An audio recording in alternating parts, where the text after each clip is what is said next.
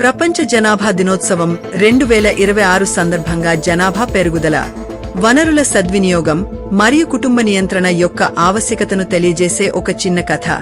2026 ప్రపంచ జనాభా దినోత్సవం ముఖ్యాంశాలు. ప్రస్తుత ప్రపంచ జనాభా పరిస్థితుల ప్రకారం మనం కొన్ని ముఖ్యమైన విషయాలను గుర్తుంచుకోవాలి. భారత్ అగ్రస్థానం. భారతదేశం సుమారు 147 కోట్ల జనాభాతో ప్రపంచంలోనే అత్యధిక జనాభా కలిగిన దేశంగా కొనసాగుతోంది. ఇందులో 65% యువత ఉండటం మనకు ఒక గొప్ప బలం. వనరుల లభ్యత. జనాభా పెరిగే కొద్దీ భూమి, నీరు, ఆహారం వంటి వనరులపై ఒత్తిడి పెరుగుతుంది. సంతానోత్పత్తి తగ్గుదల. ప్రపంచవ్యాప్తంగా చాలా దేశాలలో జననాల రేటు తగ్గపోతుండటం ఒక కొత్త సవాలుగా మారింది. లక్ష్యం కేవలం జనాభాను నియంత్రించడమే కాక యువతకు సరైన ఉపాధి, మహిళా సాధికారత మరియు స్థిరమైన అభివృద్ధిని సాధించడం ఈ దినోత్సవం యొక్క ముఖ్య ఉద్దేశం.